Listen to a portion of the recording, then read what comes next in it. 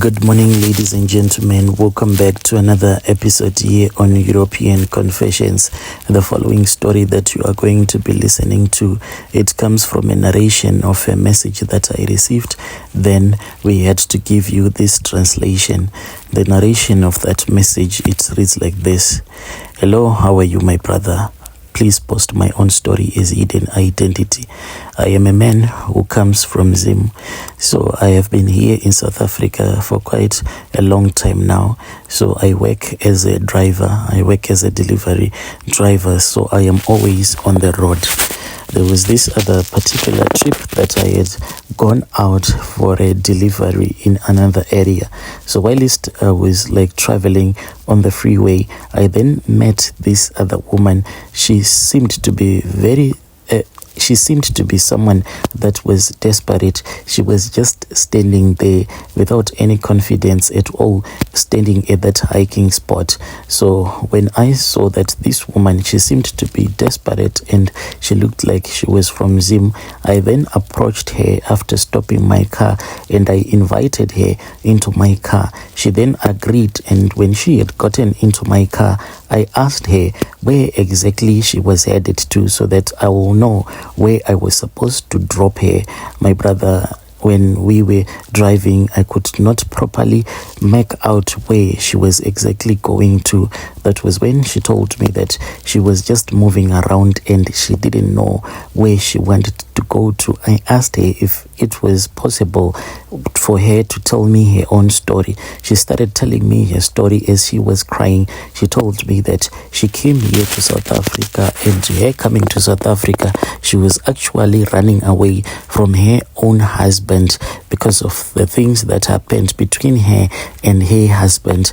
As we were traveling together, when I looked at this woman, I said to myself, this woman, she is just lacking someone who can truly take care of her, because she really had a beautiful body and she is really beautiful. So I then fell in love with her. After she started crying, I then decided to make her my wife, to take her in so that she can stay with me. We then went to the place where I was delivering. After I had delivered, I then said, what we are going to do is that I am going to leave you at the place where I am staying. Then I would go to work. Then I will see you late at night. So when we were returning back from that delivery, I first went to the location where I am staying. I then left her there. But as I was about to leave her, a thought crossed my mind and I said, this thing that I have done, it is quite stupid.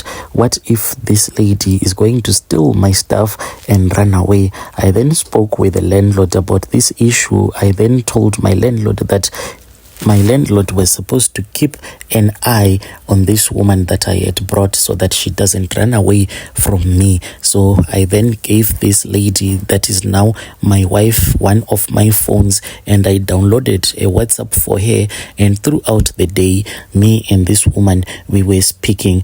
My brother, when I returned back from work, I found out that the house was in perfect order. This woman, she was quite hardworking. She had cleaned every corner of the house and there was a fresh air in the house. That is how we started staying together as husband and wife. And when I came back from work and when I found out that she had cleaned the house, done the laundry and cooked a nice meal for me, I then decided to tell her that she will be staying with me and I was going to be a husband. That is how we started staying together as husband and wife. And I thanked God for this blessing that He had brought upon my life, just to pick someone from the street who is beautiful and someone that is faithful and hardworking. Me and this woman, we then started planning to have a baby together, even though back home in Zim, she said that she has 2 kids that she had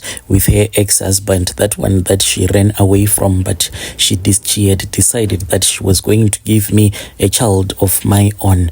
But my brother, then there was a secret that I didn't know about, a secret that she was supposed to tell me in advance before I had decided to make her my wife. It all came out after I had informed her about a terrible dream that I had. So when I was dreaming, I then saw that me and this woman, we were actually sitting down and we were having a nice time.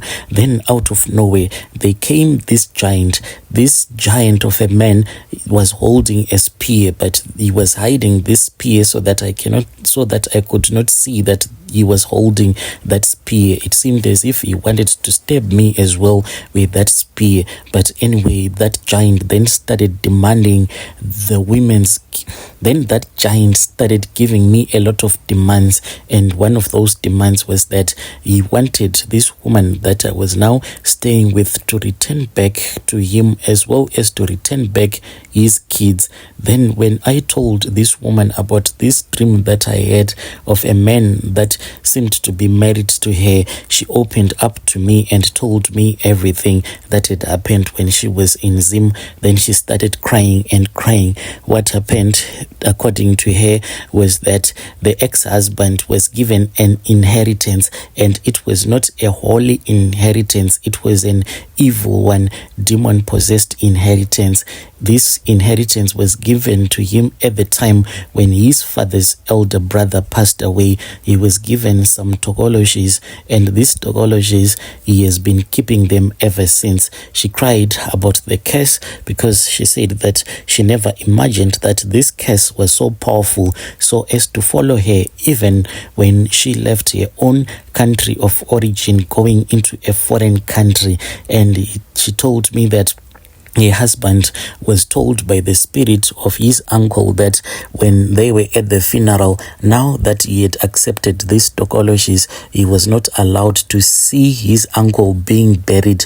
What he had to do was to make sure that he leaves his funeral without witnessing his uncle getting buried, but he was supposed to return back alone and view this grave when he was alone. So she said that her ex-husband quickly returned back to Harare, and all of his relatives were actually surprised because of the way that he just got into his car and he sped off, leaving everyone at the funeral of his uncle, the one that had given him these tokologies. When she saw that this is what her husband had done, she then followed her husband back to their place, which was in Harare. She said that when she entered into the bedroom, she got the shock of her life. Everything had been changed. The way that she had set her bed, everything that was inside her bedroom had been moved aside. And when she looked at this other particular corner, she saw that her husband had actually